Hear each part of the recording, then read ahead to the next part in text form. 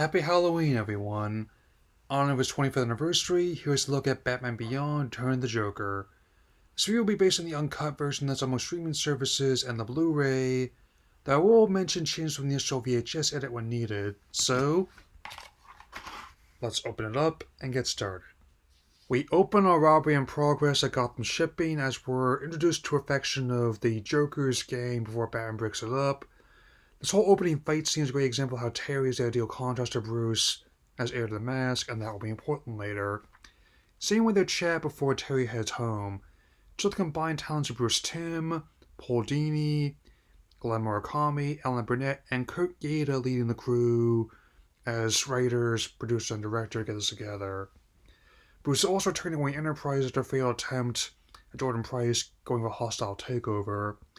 Now, Terry took quite the hit from the Hyena Boy. He still has a date with a local nightclub with Dana.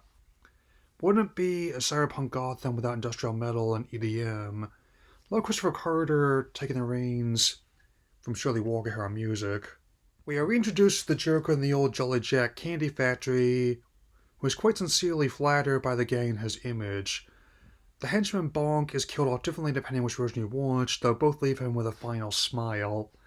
The edited version is a failed dose of laughing gas. In the uncut version, it's a Bing flan gun with Joker toxin on the tip.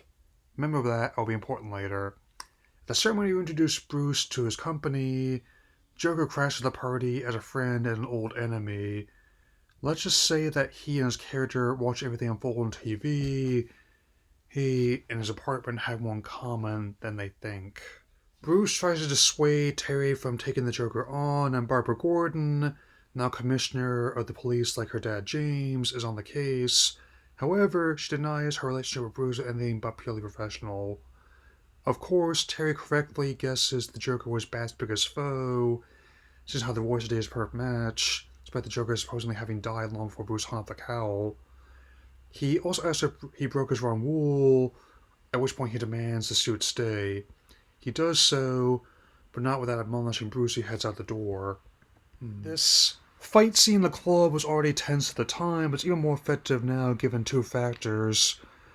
Both high-profile incidents such as the attack in the Pulse Club and being back to the Mephisto Odyssey remix of Crash Bandicoot X, the one whose video was all over TV in those days. Frontman Wayne Static died in 2014 at age 48. Terry is able to fend off his attackers, though the Joker almost got to Bruce. He had the antidote to his toxin repaired and hidden under the table.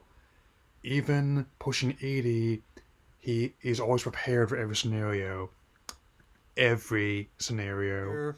As he recovers, we get the reason why Bruce is reluctant to let Terry go after the Joker. In the final encounter, he captured Robin and tortured him into becoming a bit as twisted as him, and christening him Joker Jr., complete with his own purple suit and clown makeup.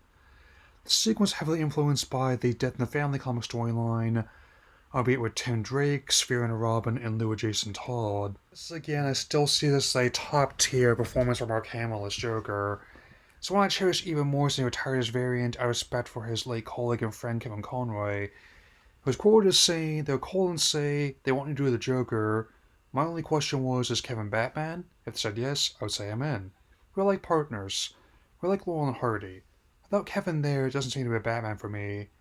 When Fidel expressed similar sentiment towards a potential turn as Terry McGinnis. Even though Hamill had been voicing the Joker by this point for years, even this scene disturbed him as much as it did us, and rightfully so. It's also right where I mentioned how the Joker's fate differs depending on which version you're watching. The edited version, Joker is doused in water and electrocuted by the machine he used on Robin. In the uncut version, he's impaled by the Bang flag gun, with his dying words being, "That's not funny."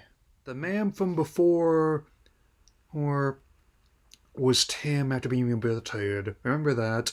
Be important later, as well his promising job working on communication satellites. He's also married with children, and so there's that. Batman continues investigating links to the Joker and Price, but the Dedes and Wolf, who's the Hyena Boy's name, and confront him in his yacht.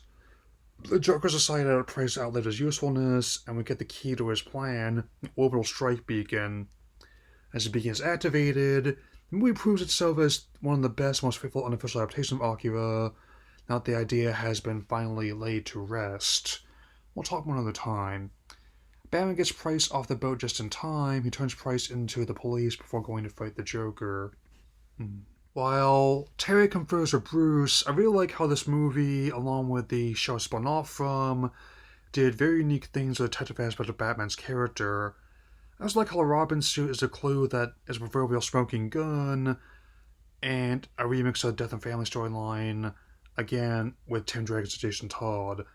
Joker Jr. is alive via integrated circuit in Tim's head. He's the one that built the beacon. Terry realizes that he is not Bruce and decides to make that work to his advantage as Batman.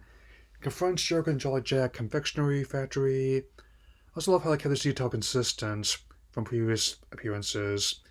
There's nothing the Joker hates more than being told he isn't funny, and even worse, being the butt of someone else's joke. Given how this is another version where his idea of a joke is killing someone where they stand, he of course loses it. After a fight and assist from the Ace the Bat Hound, both the Joker chip and the beacon are destroyed, we close on Harley Quinn bailing the deities out of jail. She's definitely going to lay down granny law on her granddaughters with her cane, paint their back porches red. Tim being hospitalized, everyone covers by saying the Joker died in an explosion as Batman flies in the night once again. This is another movie I never passed up a chance to revisit. Over 25 years, it's easily one of the best of the many direct-to-video movies DC has put out. Every time it was on those days, sat down and watched it. It's a Halloween tradition I'm glad to keep up over another 25 years. My final rating is 4 out of 4. That's all for now. So I'll again soon. Take care.